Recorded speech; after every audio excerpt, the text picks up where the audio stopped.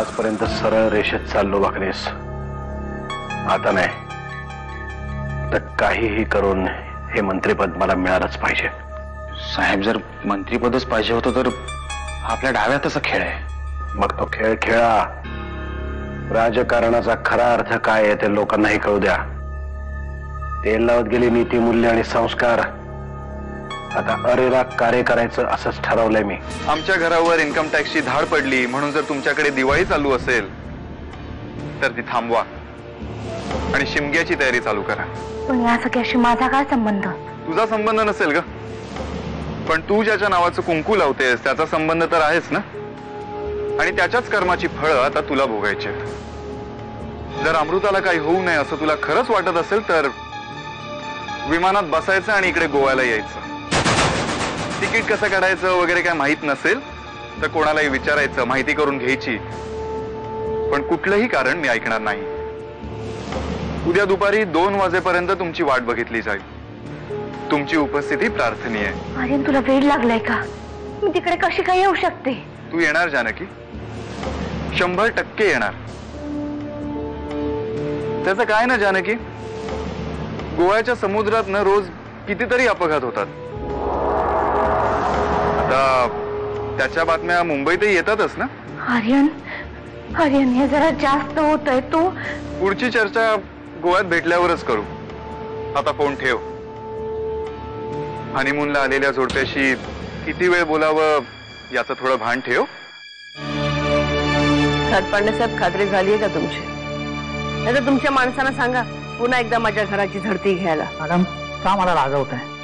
मी माझी ड्युटी केली. हो, तुम्ही ड्युटी कुणाच्या सांगण्यावर करताय हे आम्हाला चांगलं माहिती आहे. मॅडम, तुम्हालाही चांगला माहिती आहे हुकूम वरच्या ऑफिसमधून आला. आम्ही आमचं काम केलं आणि आम्हाला कुठलीही आक्षेपार्ह कागदपत्र मिळाली नाहीत. नाही, आम्हाला वाटलं होतं की ती कागदपत्र सुद्धा तुम्ही तुमच्या बरोबरच घेऊन येताय का काय. म्हणजे कोणाचा तरी पाप आमच्या बोकांडी मळायला मोकळे. हो गाठपंडे साहेब, पैसे घेऊनच कामं करायची होती तर आमच्याकडे पण पैसे होते की. जनार्दन साहेब, हे जरा अति होतंय. तुमचं पण अति होतंय लेकानो. एक लक्षात ठेवा गाठपंडे साहेब, आता आम्ही विरोधी पक्षात आहोत. एकदा का आमचं सरकार सत्तेवर आल्यावर मग आम्ही तुमच्यात आल्यावर नाचू. तू जिजूंना अशा प्रकारे ब्लॅकमेल करून काही साध्य करू शकत नाहीस. उलट तू स्वतःसाठी आणखी अडचणी वाढवून घेशील. राधा, मला तुझ्या बोलण्याचा राग नाही आलाय, पण मला असं वाटतंय की आमच्या घरातल्या या काही गोष्टींपासून तू जरा लांबच राहा. तुझी काळजी वाटते म्हणून बोलले मी. तसंही अमृतामुळे नरसिंहराव खूप वैतागलेत. या सगळ्याचा भडका तुझ्या नको उडायला. अगं, भडका उडावा म्हणून तर माझे प्रयत्न चालले. मग तुझे ते प्रयत्न थांबव. राधा, हे बघ, मला फुकटचे सल्ले नकोय.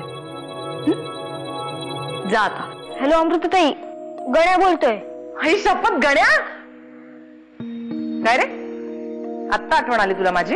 रोज आठवण येते मला तुझी, पण फोन आज केलाय. आणि घरी कसे आहेत रे सगळे? सगळे म्हणजे कोण? तुला काय सांगू अमृताताई, घरात कोण कोणाशी नीट बोलतच नाहीये. आणि आता जानकी ताईला काय झालंय काही कळतच नाहीये. काय झालंय म्हणजे? अगं काय नाही, एकटी एकटीच बसलेली असते. तुझ्याशी काही बोलणं झालंय का तिचं? हो झालं, आज सकाळीच झालं रे. का? काय नाही, असंच विचारलं होतं. मी तुला फोन केला ते जानकी ताईला सांगू नको. हा. गण्या, गण्या, आणि फोन असा का ठेवून दिला? अमृताताईशी बोलत होतो. मग त्याच्यात एवढं लपवण्यासारखं काय?